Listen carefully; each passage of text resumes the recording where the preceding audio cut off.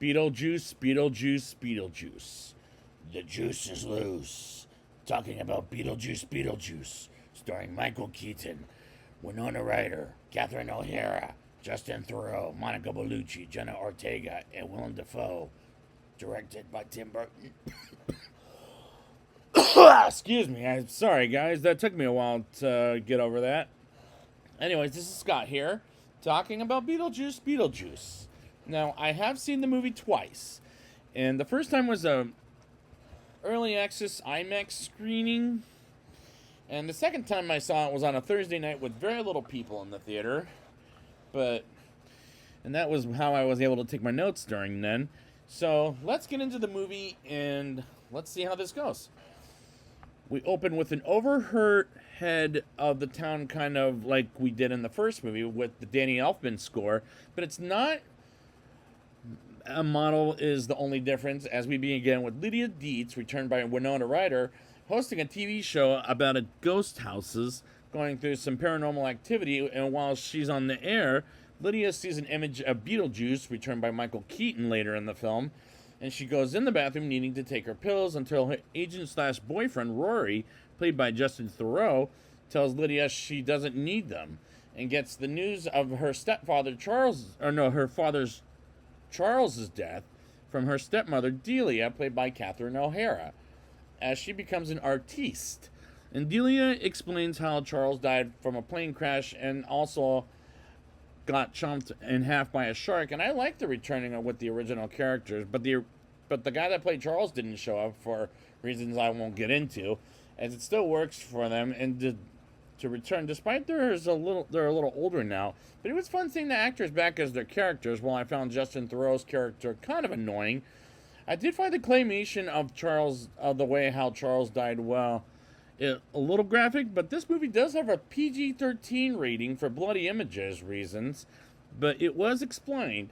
I was fine with it, but the whole thing with Winona Ryder having a TV show about paranormal activity going on in houses did feel a little thin. We get a cameo of a janitor played briefly by Danny DeVito in the afterlife and accidentally resurrects Beetlejuice's ex-wife Dolores, played by Monica Bellucci, after a shock, and stitches herself and sucks the life out of the janitor, which was pretty damn creepy. But come on, it's supposed to be this dark for a Tim Burton film. What do you expect? Meanwhile, Lydia's daughter Astrid, played by Jenna Ortega, is in her dorm room in college as she gets bullied around because of who her mother is, believing in ghosts, as she misses her father Richard, who died before the events of this movie, while Delia yells at Astrid about how they lost Charles, aka her grandfather, and she comes for the funeral while Astrid and Lydia are not on speaking terms. And I honestly do not like Jenna Ortega's character in this movie, as she feels a little stiff and very one note, unlike she was in that Wednesday Addams TV show. While we pick up with Beetlejuice and his assistant Bob, who's my favorite character in this whole movie in my opinion, while Beetlejuice visits former action star cop Wolf Jackson, played by Willem Dafoe, because Dolores is coming after Beetlejuice, and Willem Dafoe is the best character in the new cast, and Monica Bellucci plays an underdeveloped villain as her story doesn't feel fully explained. We get to Charles's funeral while Lydia hears from Ashton saying she hasn't been to a funeral since her father's, and she complains about why Lydia can't see her father while in the afterlife. Charles visits a dry cleaner and he throws him out, the dry cleaner guy, and Dolores sucks the life out of the dry cleaner, while Beetlejuice explains how he married Dolores many years ago in some foreign language. I couldn't place it together, as she tried to poison him after their wedding, and she demanded his life and soul, which does feel weird, as Tim Burton does pull off weird beautifully. While we move on to the service after the funeral, and Rory talks to Astrid about a poem he wrote about her grandfather, and she's not buying it, and neither do I. We get the young Jane Butterfield from the first movie, as well as her daughter Jane Butterfield Lee, making the service while Rory goes outside while Astrid is out there, and Rory proposes marriage to Lydia on her favorite holiday, which is Halloween, which is 2 days away, as he announces the wedding during the service of her father.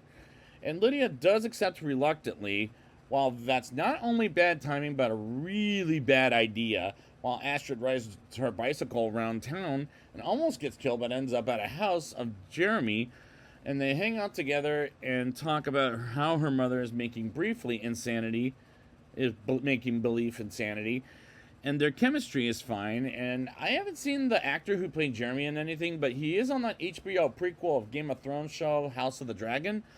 While Wolf sees Dolores is after Beetlejuice, and Beetlejuice sees Lydia is back in town getting married to Rory, as the cinematography is pretty good throughout the movie. While the movie is kind of all over the place as far as going through different plots is concerned, Astrid brings up Adam and Barbara from the first movie, as we learn they're not here anymore, and that sounds unfortunate after Alec Baldwin's accident on a set of a different movie. And Gina Davis was in Blink twice recently, that Zoe Kravitz directorial debut movie.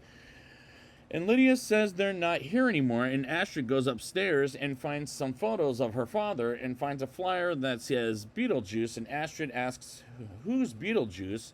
And Lydia tells her not to say Beetlejuice, and Lydia's teenage life comes back to haunt Lydia herself, while Astrid goes over to Jeremy's house by bicycle, and they go upstairs to hear some music and finds the book of the recently deceased, and it gave me a clue that Jeremy is dead and up to something, as Astrid says her favorite holiday was Halloween for her father reasons, while it becomes her least favorite holiday because of Lydia and Rory's wedding, while Lydia and Rory talk about the wedding until Beetlejuice invades her phone.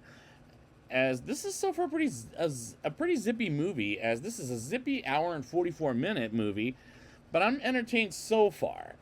Lydia tells Rory about Beetlejuice, and he says his name 3 times and ends up on the model, and they get to Beetlejuice's office as he's playing couples therapy, while it terrifies Rory as he gets knocked out as baby Beetlejuice bites on Lydia's leg, and she says home 3 times and gets back to land, while Beetlejuice is singing for her, as that was pretty funny. And meanwhile, Delia and Astrid look at some snakes, while Lydia wants to take everything and goes back to New York. And Astrid has plans the next day, and we get to Halloween night as kids are trick-or-treating, and Astrid comes to Jeremy's place, as Jeremy confesses he would rather stay upstairs with Astrid, and they kiss and float, and she learns he's a ghost and is in disbelief, until she says he's a ghost. And we learn a little more than 20 years ago, he was killed, as it'll be explained later in the movie, as I know he's lying to Astrid, as this is chaotic as he brings up she'll see his dad again. And this romance was adequate at best.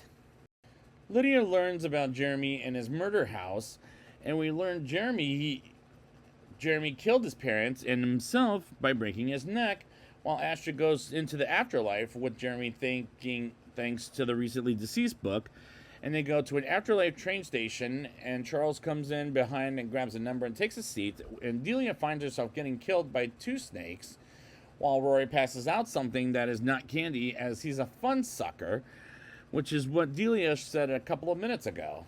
And Lydia calls Beetlejuice and asks Beetlejuice to get Astrid out of the afterlife. And Michael Keaton is as comedic as ever as Beetlejuice, as he's a hell of a lot of fun, and brings Lydia to the afterlife. And Bob tries to keep the workers at their desk, and they run out and terrorize the town. And Wolf practices his lines as an action star cop, let me rephrase that, and calls the Blue Squad and stop Beetlejuice and Lydia. And this movie is dark, but sometimes funny. Delia enters the afterlife while Jeremy forces Astrid to swap her life for Jeremy's life to become alive. And I knew something was up with Jeremy while we see Richard working at the train station. And Dolores finds Beetlejuice's work with Beetlejuice not present, while Bob is hiding, and Beetlejuice takes Lydia to the train station and successfully gets Astrid out of the train. Lydia, I mean, and they get to the desert and bump into some sandworms, until Richard gets Lydia and Astrid out of there, as Richard has fish all over his dead body, and he confesses how he could see them and says they're better together, while Bob is in the interrogation room getting interrogated by Wolf, and the other workers of Beetlejuice are all over the town. And Rory hitches a ride to the church, and Delia calls on Beetlejuice to help find Charles in exchange for Lydia's hand, and this movie is working on as it's entertaining me. Dolores sucks the life out of Bob, and I felt so bad for Bob getting killed like that, as he was the best character in the whole movie, as Jeremy is stamped by saying shit out of luck, and Beetlejuice keeps him in the afterlife, and Astrid thanks Lydia for saving her life, and is sorry for saving her life. Well, anyways, and somebody brings them to the church as Rory sees Beetlejuice as well as Delia, and Beetlejuice makes Rory confess he wants to marry her for the money, and Lydia punches Rory out of the church as the wedding between Lydia and Beetlejuice begins with a song, which was a funny sequence while everybody singing and dancing, which made me laugh as this movie is going by so quickly while I'm enjoying myself from the start of this movie.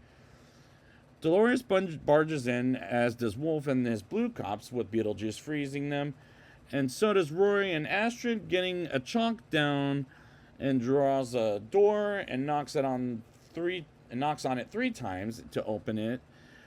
And they get rid of Dolores and Rory by killing them both, as the contract Beetlejuice made up doesn't work on the living, and Lydia says Beetlejuice 3 times to get rid of him, and freezes Wolf and the blue cops and returns Delia to the afterlife.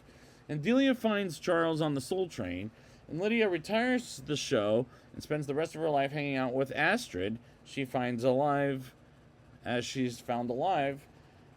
Jeremy, and gets married and has a Beetlejuice-looking baby of some kind chasing after a fly, as that was a dream, and the climax was fun and entertaining, but is it as good as the original movie? Let's find out in a rating. I'll give this movie a 7.0 out of 10. I do like the returning characters, while I did find Justin Theroux's character kind of annoying, and I didn't really like Jenna Ortega's character all that much, as she's too sour for me, as the best human character is Willem Dafoe, and the best character in the whole movie is Bob, and I felt so bad to see him die, as he didn't deserve it, but the plot was a little thin, and you can expect weird things coming from Tim Burton, who pulls that off wonderfully.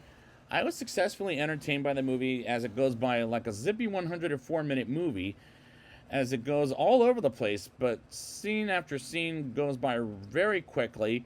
But I did like the returning to this world of Beetlejuice, as the cinematography was pretty good throughout the movie, in my opinion. From start to finish, the movie was chaotic, and there were times the movie was scary and dark, but come on, from Tim Burton, what do you expect? As I expected this to be as dark, scary, and funny all at once. And this is a recommendation, but is it as good as the first movie? No.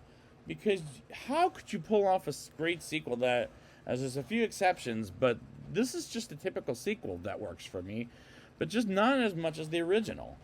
So I'd like to thank you guys for joining me for this Beetlejuice retrospective, and until we get to a third one, go ahead, make my millennial. Ah!